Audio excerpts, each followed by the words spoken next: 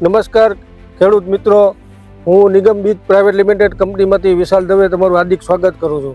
આજે આપણે જસાપર ગામમાં આવ્યા છીએ. કાલાવડ તાલુકાનું નાનું એવું ગામ છે. તો આપણે પ્રગતિશીલ એવા ખેડૂત મિત્રને આપણે GG 35 વેરાયટી સોરઠ ગોલ્ડ જે વેરાયટી આવી હતી, તો એમનો અભિપ્રાય લેવા આપણે આવ્યા છે ફિલ્ડ ઉપર લાઈવ જોવા કે કેવું રહ્યું.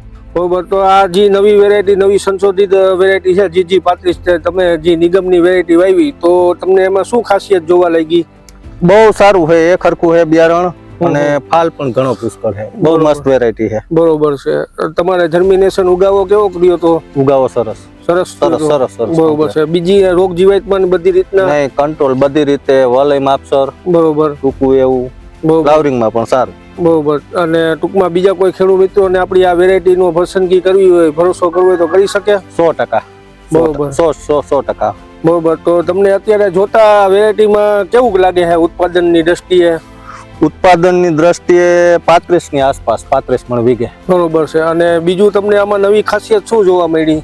કારણ કે આનો જે પોપટો થાય ને, હા, એ ટૂંકા ગાળામાં જ થાય બધો. હા, બરોબર બરોબર.